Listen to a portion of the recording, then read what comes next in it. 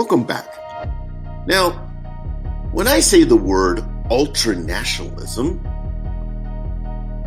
these guys usually come to mind. And when I say the beginning of World War II, well, most history classes, we think, September 1939, the Germans invade Poland. All the Allies jump in, boom, boom, boom. World War II begins. Might be a little more complicated than that. When I think of horrific war crimes and extreme racism tied to that ultranationalism and that imperialism, I think of these guys, right? Not so fast. What if I was to tell you that World War II actually began on August 13th, 1937? The Japanese would invade mainland China in the Battle of Shanghai. Soon would follow some of the most horrific, evil war crimes ever perpetrated in human history. Of course, I'm speaking of the Second Sino-Japanese War, also known as, in true recording of history, the official beginning of World War II. We probably should start with some background for perspective. The last emperor of the Qing dynasty, Puyi, was dethroned in a revolution in 1912. This was after a humiliating defeat to the Japanese in the First Sino-Japanese War in 1895. This also resulted in Japanese occupation of the Korean Peninsula. Now, Puyi was just a child. He had nothing to do with the First War. But he would be a prisoner in his own palace for years and eventually flee in exile with his bride. By 1931, the Japanese had become a major industrialized nation, rivaling their Western competitors. Unfortunately, Japan was an island nation with minimal natural resources. And having exhausted all the timber from Korea, it now sought resources to build its militaristic state. Japan saw China as an inferior society, still living in the ancient ways, and they merely needed guidance to modernize. So, in 1931, Japanese forces moved in from Korea into the northeastern province of Manchuria, which was rich with iron deposits and even oil. Japan also had a greater fear. If they had not taken Manchuria, the Soviet Union would beat them to the punch. Puyi would eventually be placed as a puppet emperor to a phony government in this Japanese-occupied Manchuria and declared the unrecognized state of Manchukuo. Meanwhile, following the revolution in World War I, like the Soviet Union, China was deeply and violently divided in a bloody civil war. The primary players in this conflict were these two guys: General Chiang Kai-shek, leader of the nationalist movement and Republic of China government, and Mao Zedong, leader of the Soviet Union-supported Communist Party of China, or the CPC. As previously discussed in prior lessons, we learned a divided nation is weak and therefore susceptible to attack. China was no exception. Chiang Kai-shek's Republic of China, although supported by Western allies like Americans, British, and French, was losing thousands of men and resources in a struggle for power with the communists. Soon, an event would change the trajectory of the Civil War and change China's destiny forever, the scars of which still remain to this day. On August 13th, 1937, the Japanese army invade Shanghai. Now, Shanghai was a truly cosmopolitan city, filled with expatriated citizens of numerous European countries. It also had a very heavy population of Japanese citizens.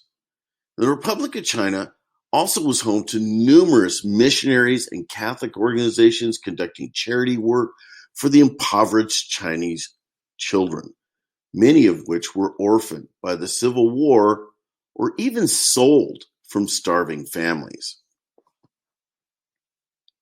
Unexpectedly, the Imperial Japanese Army met strong resistance and suffered heavy casualties.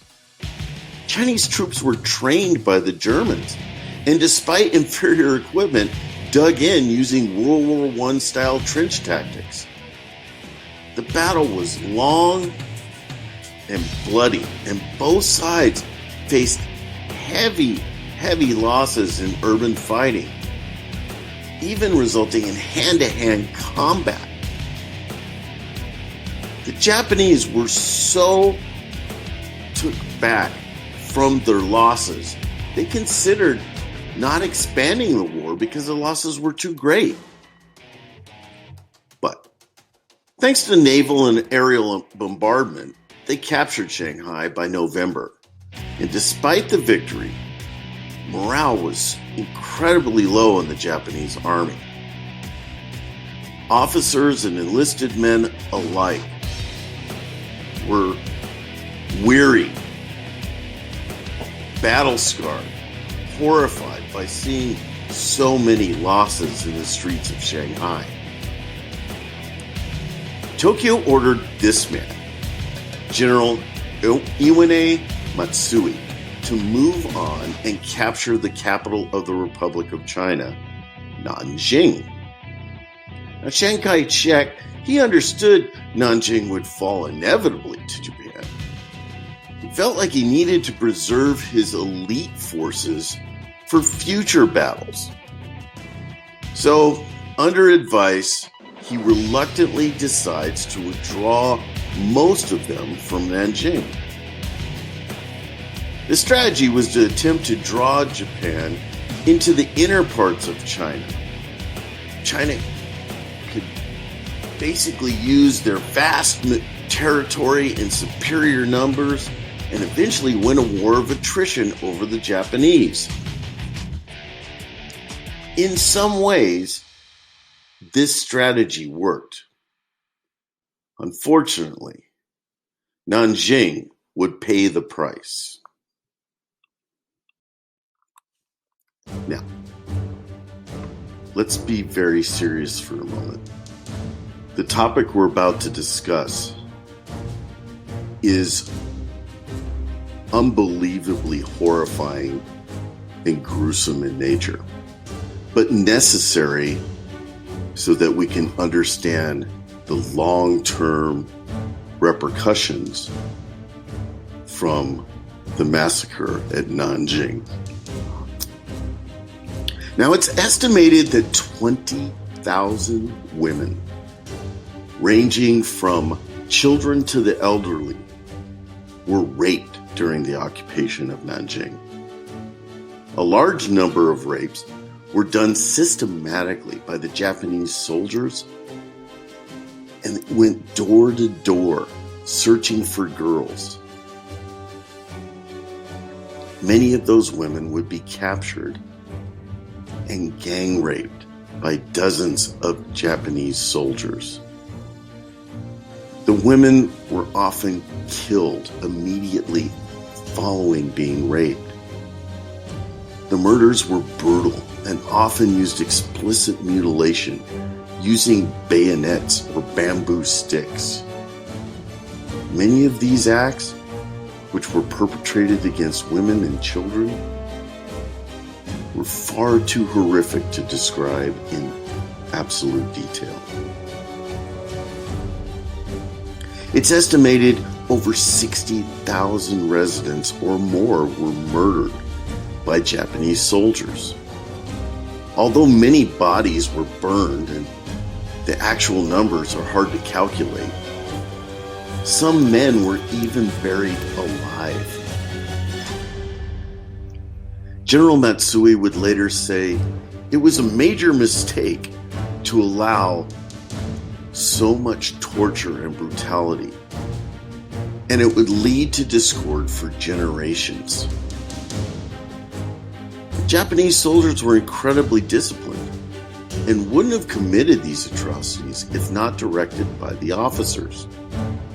This was evident when, as soon as the officers demanded it to stop, the massacre ended immediately. It is suggested that this horrific event has led to a resentment between the countries still felt today by subsequent generations.